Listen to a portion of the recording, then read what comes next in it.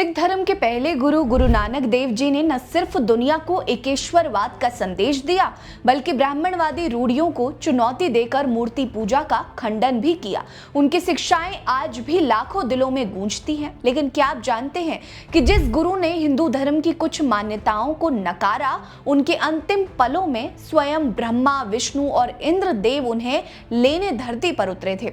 नमस्कार, मेरा नाम है रीटा। आज की वीडियो में मैं आपको गुरु नानक देव जी के आखिरी पलों की कहानी सुनाऊंगी, जब हिंदू और मुस्लिमों में उनके पार्थिव शरीर को लेकर विवाद मच गया था।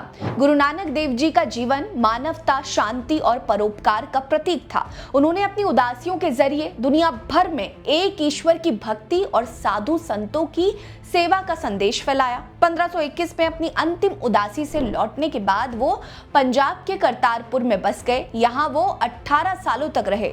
गुरुजी जहाँ अपने अनुयायियों के साथ संगत करते, ईश्वर की भक्ति में लीन रहते और जरूरतमंदों की सेवा में जुटे रहते। लेकिन 22 सितंबर 1539 को करतारपुर में ही वो परम ज्योत में विलीन हो गए। देह त्यागने से पहले उन्होंने अपने प्रिय शिष्य भाई लहना जी को सिखों का दूसरा गुरु नियुक्त किया, जिन्हें बाद में गुरु अंगद देव जी के नाम से जाना गया। गुरु नानक देव जी के देहांत के बाद एक अनोखा विवाद खड़ा हो गया। हिंदू कहते थे कि उनका अंतिम संस्कार हिंदू रीति रिवाज से होना चाहिए, तो वहीं मुसलमान कहने लगे कि उन्हें दफनाया जाएगा। लेकिन गुरु साहिब, जिन्होंने जिंदगी भर एकता और शांति का पैगाम दिया, भला अपने अनुयायियों के बीच मतभेद कैसे बर्दाश्त करते। कहा जाता है कि जब लोग उनके पार्थिव शरीर को देखने पहुंचे तो वहां कोई देह नहीं थी, वहां सिर्फ सुगंधित फूलों का ढेर पड़ा हुआ था। हिंदुओं ने आधे फूल लिए और अंतिम संस्कार किया, तो वहीं मुसलमानों ने आधे फूल दफना दिए। यही वजह है कि करतारपुर गुरुद्वारे में आज एक तरफ समाधि है तो दूसरी तरफ कब्र भी है। लेकिन एक किदंती ये भी है कि गुरु साहिब इस बंटवारे से खुश नहीं थे। कहा जाता है कि रावी नदी में एक बार भयंकर बाढ़ आई और समाधि व कब्र दोनों बह गए। आज वहां पर जो मौजूद है वो सिर्फ प्रतीकात्मक है। अब आते हैं उस रहस्यमयी कहानी पर जो गुरु साहिब के आखिरी पलों को और भी अलौकिक बनाती है। गुरु नानक देव जी बचपन से ही चमत्कारी थे। हालांकि उन्होंने खुद को कभी ईश्वर का अवतार नहीं माना, बल्कि ये कहा कि वे ईश्वर के दूत हैं जो उनके संदेशों को फैलाने आए हैं। उनकी आध्यात्मिक शक्ति ऐसी थी कि लोग उन्हें देखकर ही श्रद्धा से झुक जाते थे।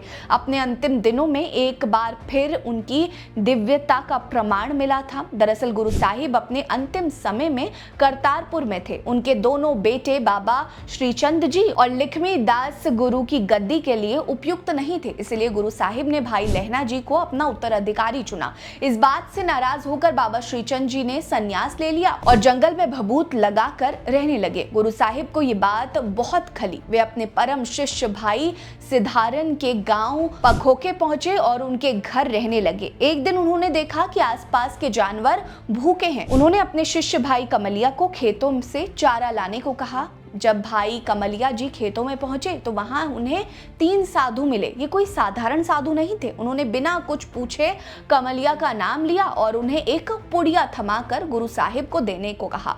कमलिया चारा इकट्ठा करने लगे। तभी एक साधु ने एक घास का तिनका उठाया और उसे विशाल चारे के गट्ठे में बदल दिया। कमलिया जी समझ गए कि ये कोई साधारण साधु नहीं है, बल्कि कोई दिव्य शक्ति है। जब कमलिया जी ने पुड़िया गुरु साहिब को दी तो गुरु नानक देव जी ने तुरंत खेतों की ओर दौड़े। वहां उन्हें तीनों साधु मिले जो वास्तव में ब्रह्मा, विष्णु और इंद्र देव थे। वे भगवान शिव का संदेश लेकर आए थे जो उस पुड़िया में भभूत के रूप में था। साधुओं ने गुरु साहिब का गुणगान किया और उन्हें सचखंड ले चलने की बात कही। गुरु नानक देव जी ने सहमति दी और पीपल के पेड़ के नीचे तप करने लगे। इसके बाद गुरु साहिब करतारपुर लौटे और तो उन्हें अपने शिष्यों को बताया कि उनका समय अब नजदीक है।